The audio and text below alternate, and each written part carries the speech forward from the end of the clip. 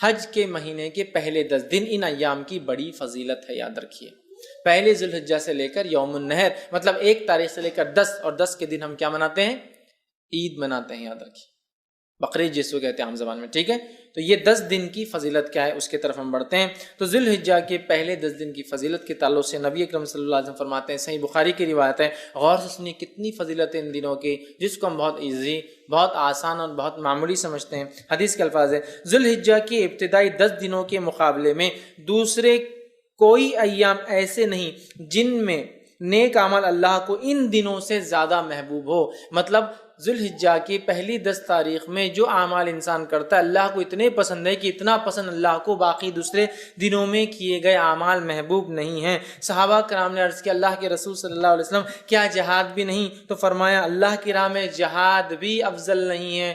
مطلب اتنا افضل ہے اس مہینے میں اعمال کرنا کہ ایک آدمی عام دنوں میں اگر جہاد بھی کرے تو ان دنوں میں کیے گئے اعمال کی برابری نہیں کر سکتا۔ تو آپ نے ہاں جہاد بھی نہیں سوائے اس مجاہد کے جو اللہ کی راہ میں نکلے، جان بھی لے جائے، مال بھی لے جائے، جان بھی چلی جائے، مال بھی چلی جائے، وہ زیادہ افضل ہے، باقی کوئی عمل افضل نہیں ہے۔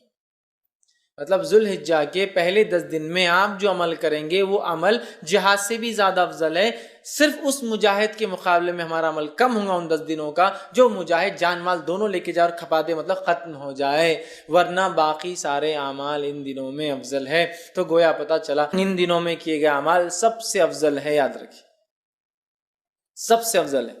تو آپ جب پتہ چل گیا سب سے افضل ہے تو ہمیں خوب کوشش کرنا چاہیے۔ اور اس کے تعلق سے حافظ ابن حجر اسقلانی رحمہ اللہ لکھتے ہیں کیوں اللہ نے ان ایام کو سب سے افضل بنایا ہے، اور بڑی اچھی بات لکھتے ہیں، اور بڑی اچھی حکمت وہ لکھتے ہیں، اور وہ فرماتے اور کہتے ہیں اللہ تعالیٰ نے عشرہ ذی الحجہ، پہلے ذی الحجہ کے پہلے 10 دنوں کو اس لیے فضیلت اور شان اور شوکت بخشی ہے، اس کا سبب یہ وہ لکھتے ہیں یہ وہ دن ہیں جن میں ساری عبادتیں ایک ساتھ مل جاتی ہے، یہ وہ ایام ہے، یہ وہ مہینہ ہے جس میں ساری عبادتیں مل جاتی ہے۔ توحید تو ہے ایک مسلمان چلتا ہے، نماز، روزہ، صدقہ اور حج، سب چیزیں ایک ساتھ آتی ہے اس مہینے کے اندر۔ اس کی اسپیشلٹی ایسا ہے، اور کوئی مہینہ نہیں ہے سال کا جس میں ساری عبادتیں ایک ساتھ آئیں۔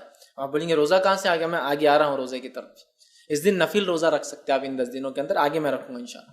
چونکہ ساری عبادتیں وہ کہتے ہیں ایک ساتھ مل جا رہی، سب سے افضل اعمال ہے، تو ظاہر سے صدقہ بھی سب سے افضل اسی مہینے کا ہے۔ تو وہ کہتے ہیں چونکہ سارے اعمال ایک ساتھ مل جا رہے ہیں، توحید تو ہے ہی، نماز ہو جا رہی ہے، روز انسان پڑھتا ہے، روزہ بھی ان ایام کے اندر ہے، پہلے تاریخ سے لے کر 9 تاریخ تک روزہ رکھنا یہ سنت، اور اللہ کے رسول ہمیشہ رکھتے تھے ہر سال یہ روزے، فرسٹ 9 روزے ذی الحجہ کے، پہلے 9 دن کے روزے، 10ویں دن تو عید ہے، ٹھیک ہے، رکھتے تھے۔